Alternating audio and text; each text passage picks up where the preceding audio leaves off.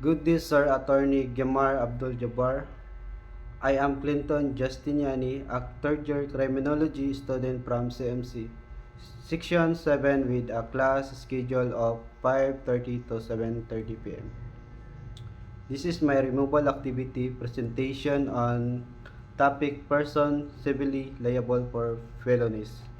I will be explaining this topic using both English and Tagalog to ensure better understanding. The purpose of this discussion is to clearly identify kung sino ang mga taong nagiging civilly liable kapag may nagawang felony ayon sa Revised Penal Code. Person civilly liable for felonies. Mga taong civil na mananagot sa krimen. Under Philippines law, every person criminally liable for felonies is also civilly liable. This principle is expressly provided in Article 100 of RPC. Every person criminally liable for felony is also civilly liable. Sa madaling salita, sir, is kapag may nagkasala, hindi lang siya makukulong or pagmumultahin, kundi obligado din siya magbayad o magayos ng pinsala na nagawa niya sa biktima. Who are civilly liable, the law and jurisprudence recognize several categories of person who may be held civilly liable felonies. Sir, is principal, compliances, and accessories. Principals, those who take a direct part in the execution of the act. Sila yung mga tao na directly take a part in the execution of the crime. Ibig sabihin, sila mismo ang gumawa ng krimen. Compliances, those who cooperate in execution by previous or simultaneous act. Sila naman yung tumutulong sa principal sa pamamagitan ng previous or simultaneous acts. Hindi sila gumagawa ng main act pero tumutulong sila sa makomit ang krimen. Accessories, those with knowledge of the commission of the crime, take part subsequent to its commission.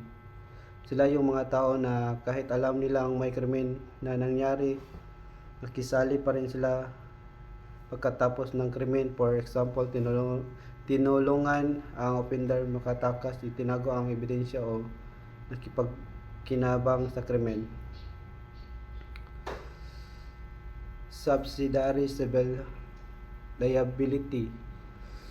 Subsidiary civil liability means that person, company that can be required to pay for damage caused by someone else, but only if the main person responsible cannot pay.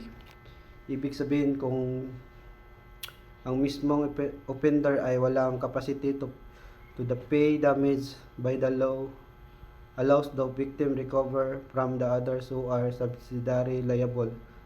Actually, ito yung mga employers, teacher, or corporation basta't yung wrongful act was committed during the discharge of duties. Example, kung ang isang bus driver ay empleyado ng isang bus company ay nakabangga at hindi kayang bayaran ang damages, the bus company can be held subsidiarily liable.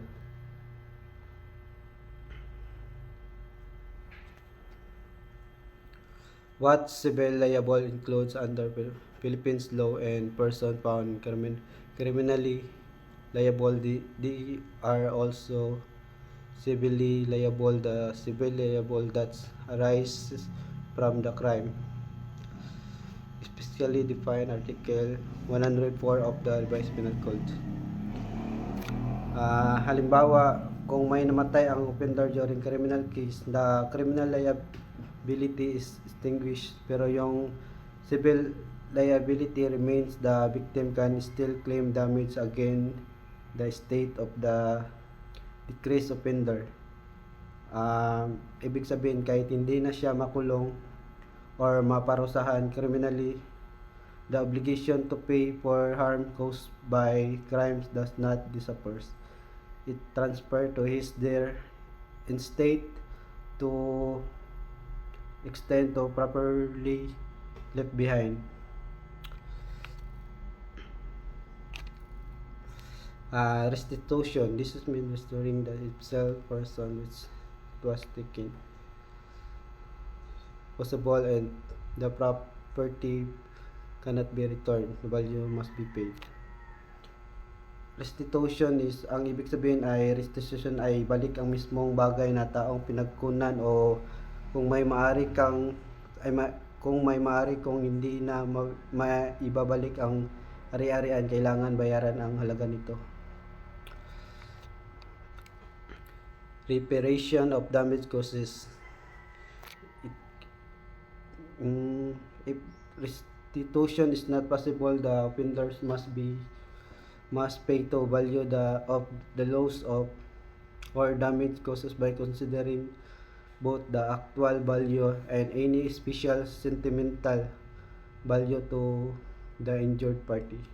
Kung hindi posibleng ang restitution, dapat ay bayaran ang nagkasala ang pinsala o nawalang halaga, kasama ang tunay na sentimental na halaga nito.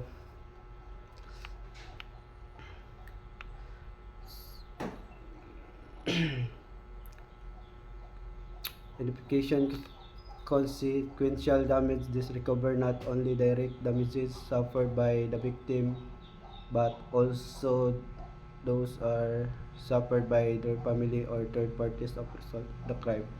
Sakop nito ang pinsalang direktang biktima, kundi pati ang danyos na narasan ng kanyang pamilya o ibang tao dahil sa krimen. Extension and survival of civil liability.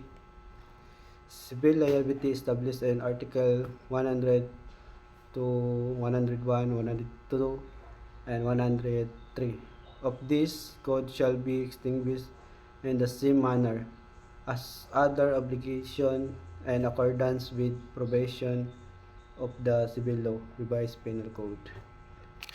Ang extension civil liability, isang krimen na nawala sa paraan ng ibang obligasyon civil sa pamamagitan ng pagbayad o pagpapatawad.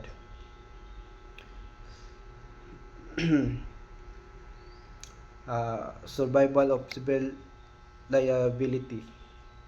If an offender dies while the criminal case is pending, the criminal liability is completely extinguished because of death. However, the civil liability remains. The victim may be still claim damage, but this will be charged against the state of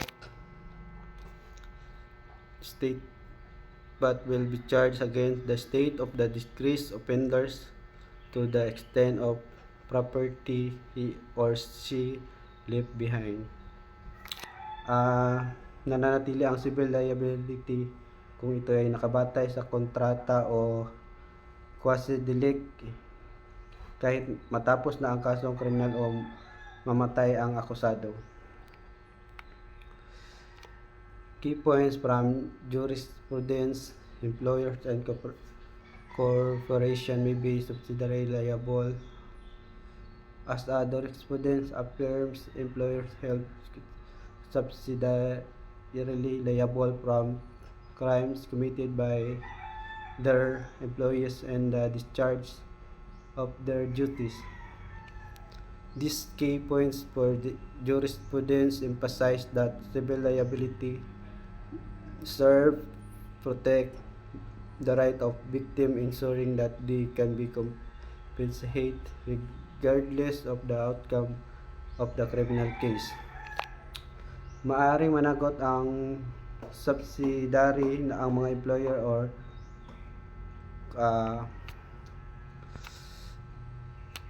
managot ang mga employer at kriminal ginawa ng kanilang empleyado habang ginagampanan ang kanilang tungkulin.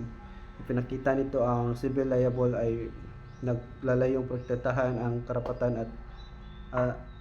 karapatan ng mga biktima at tiyakin na sila'y mabayaran anuman ang kahinatnan ng kasong kriminal.